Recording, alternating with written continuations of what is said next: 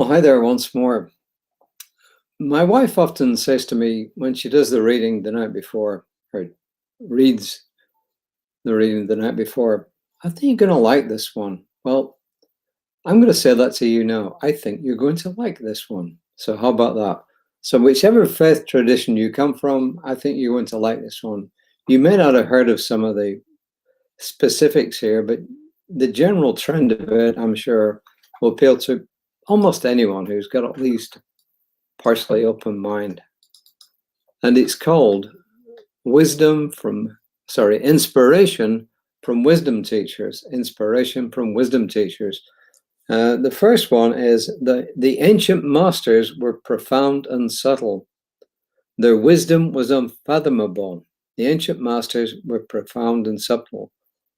Their wisdom was unfathomable. And that was from the great Chinese philosopher Lao Tzu in Tao Te Ching. And he was around at what's known as the axial age. The axial age was plus minus 500 BCE. We used to say BC, now we say BCE, before the Common Era.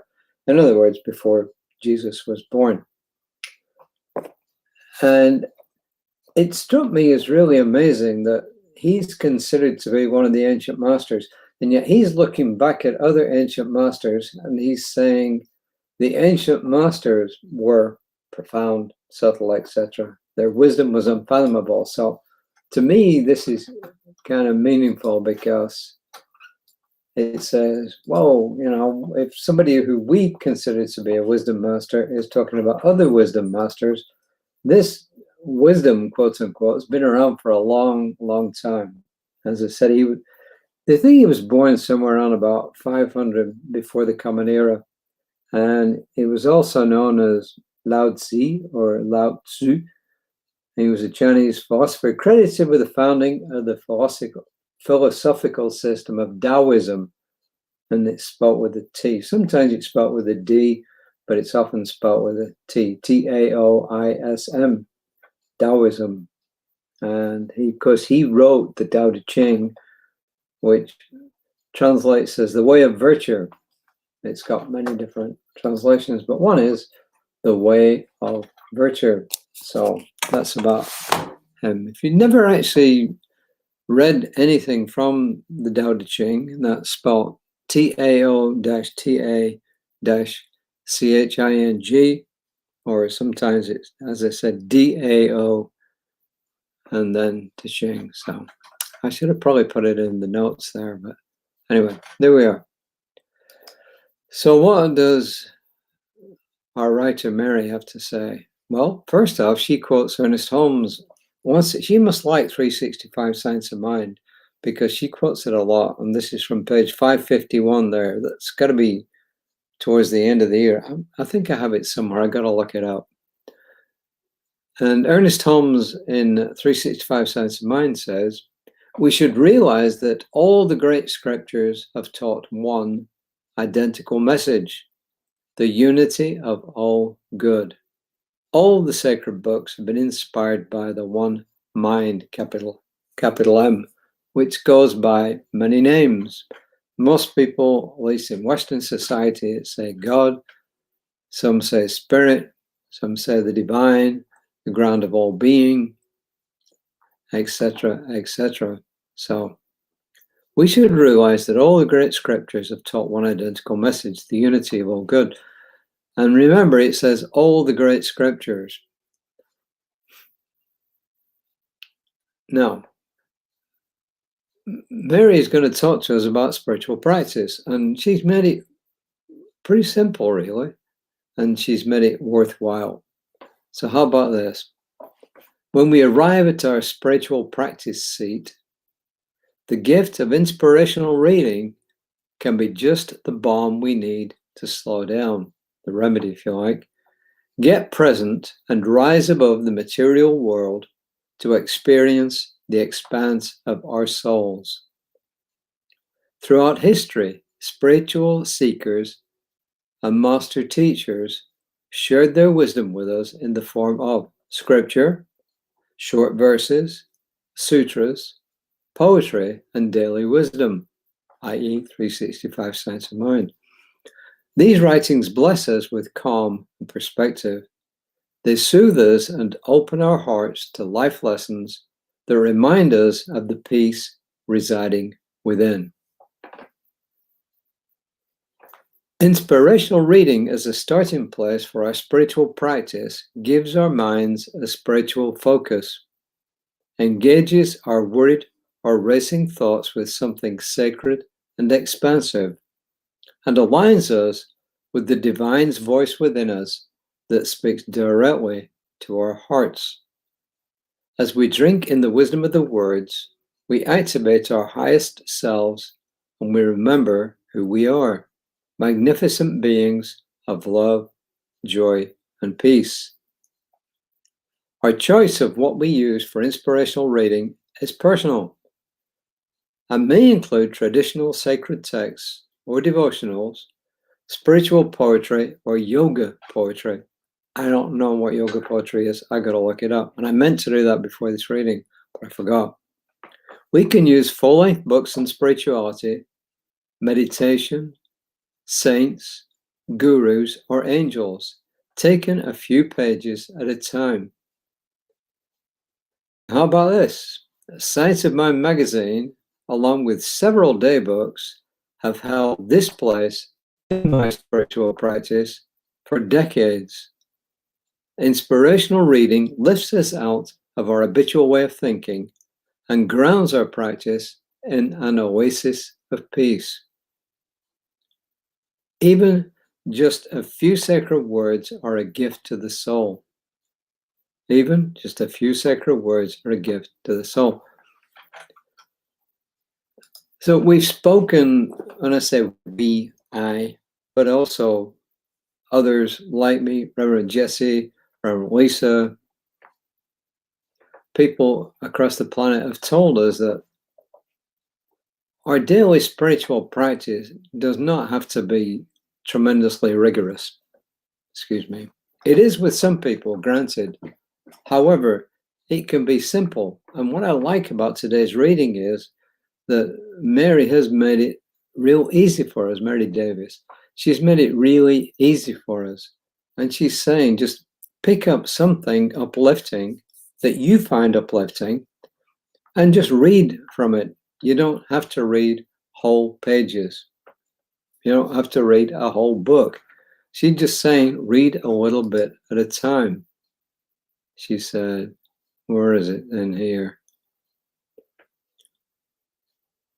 Our choice of what we use for inspirational reading is personal and can include traditional sacred texts or devotionals, spiritual poetry, or yoga poetry. She says we can use full-length books on spirituality, meditation, saints, gurus, or angels, taken a few pages at a time. Science of Mind magazine, along with several day books, have held this place in my practice for decades. Now, I gave a talk this morning. It's a 45-minute talk to a group called International Friends here in the Woodlands.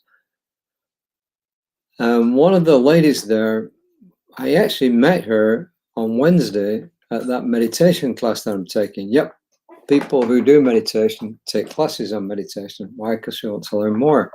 And she was saying, well, gee, I haven't kept up with my homework. I haven't been doing the meditation. It's a lot. I don't know if I can sit in a chair for 15 minutes. And I said to her, don't worry about that. Just start off with something small and build up. 2 minutes, 3 minutes, 4, 5 minutes.